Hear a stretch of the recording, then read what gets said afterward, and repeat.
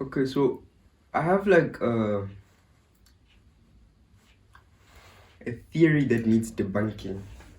So my theory is like literally, the saying shit bangs. I think they're onto something there. Let me elaborate. You see, like dog spur, right? And sis gladys, ne? They use the same ingredients. They use potatoes, oil, and spice here and there. But the chipsets, lettuces, they bang. Now ask me why. Because Sis Gladys's hygiene is very questionable. And at Freddy's takeaways, the hygiene there is very questionable, and they would certainly not pass a health inspection. No, certainly not. And you know why they shit banks? Because dirt is the secret ingredient. Hear me out. Malamuhodu, like insides of a cow, right? Have you seen when they thoroughly clean it? It just don't bang the same. And you know why? Because shit bangs.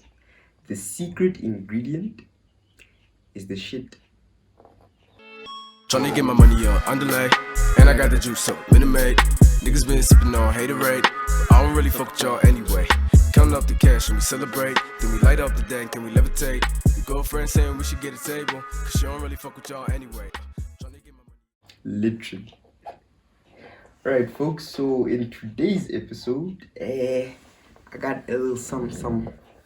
I'm trying mukbang and eat and talk to you guys. So essentially, like, the main topic I wish to tackle today is anxiety, and like how I worked through mine and how I overcame it. I don't think you can cure yourself of anxiety, but I think you can get to a point where you are able to manage it and you found like coping mechanisms for it, essentially. So you just learn to live with it. And I think the misconception that we have as that we need to debunk, especially as black people, is that we need to, like, we treat mental illness in a common cold, and you need to like take it more seriously. Like your anxiety and your depression is just not gonna go away.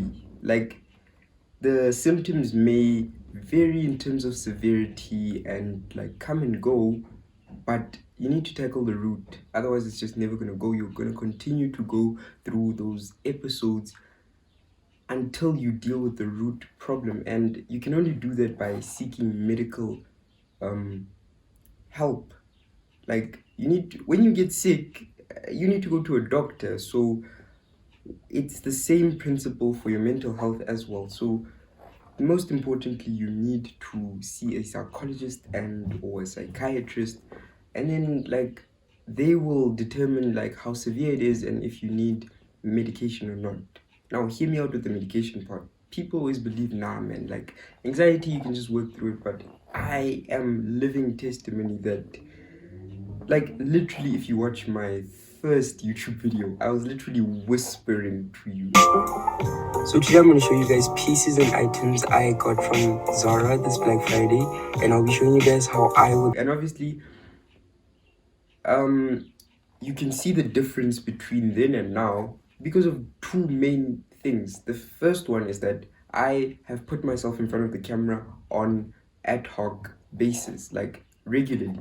So I put myself in this circumstance which improved that skill of me sitting in front of a camera and speaking freely and openly, right? So the main thing to help sort of tackle anxiety is to put yourself in scenarios or circumstances that are uncomfortable to you in order to work on that skill, because as an anxious person you lack the skill of socializing and also just being in not being able to handle scenarios that are outside of your comfort zone. You lack that skill, and a skill is like a muscle. You need to exercise it and you need to improve on it, and you can only do that by putting yourself in scenarios that, or circumstances that force you to exercise that skill.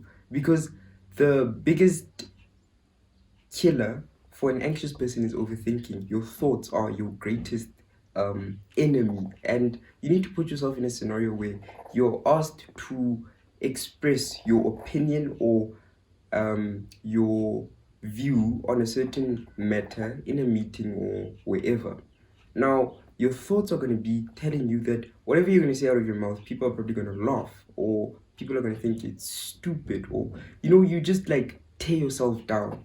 Now, after you put yourself in that forcing situation where you are up now and you have no choice but to speak, and then people are going to take whatever you say well, because that's what life is about. It's hearing one another out, and each person has a different take and view on anything. There is no such thing as something stupid, right? Now, anxiety is this monster that will tell you all these negative things, and the only way to counter it is to put yourself in that scenario, say that thing that you think is dumb, and people have a positive reaction towards it, and you realize, oh,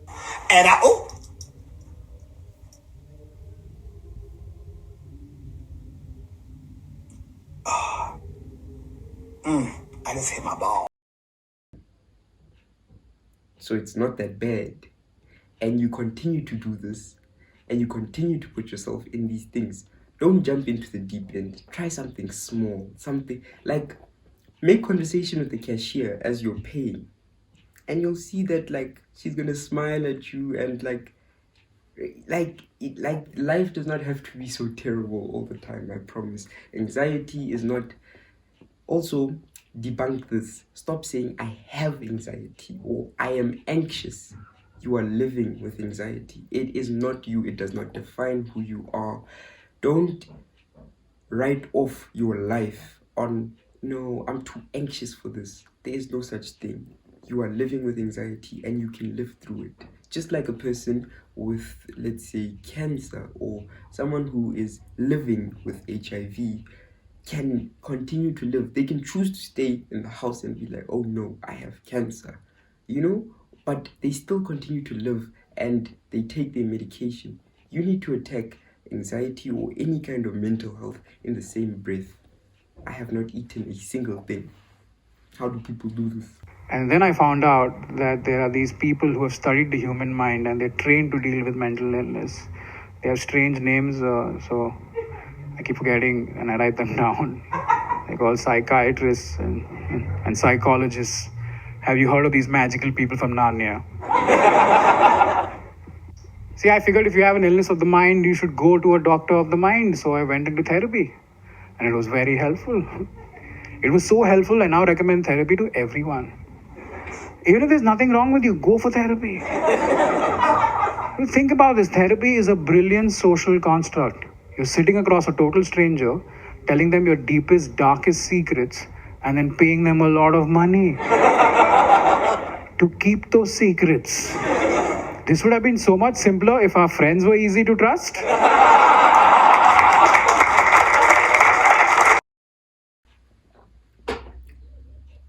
Orange juice, 10 out of 10. Shit bangs. Okay.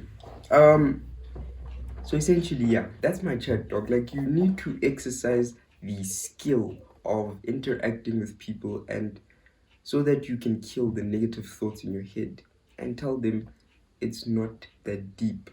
One thing I can assure you with certainty, people don't care.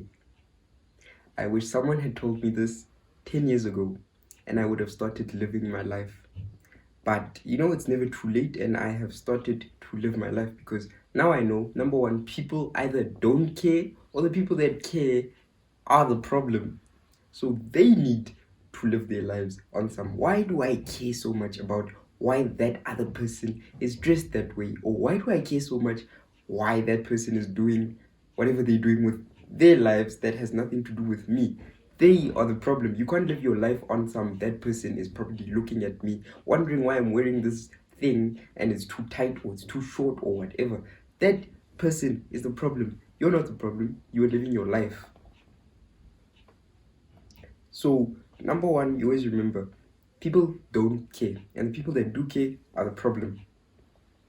Lesson number two, seek medical help, advice, whatever. I am currently on it. Yeah, this is the medication that I am using, and Dopaquil. It's an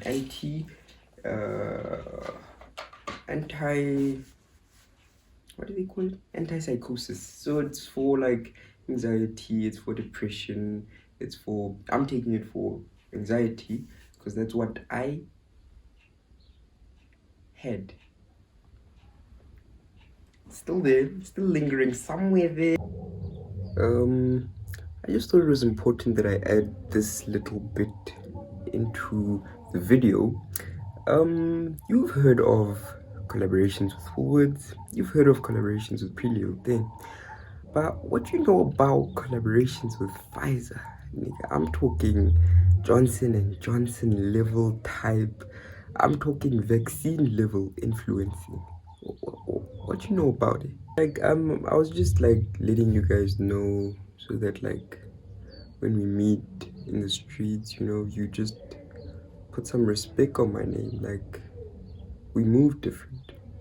Please, man, we're like, there are levels to this thing.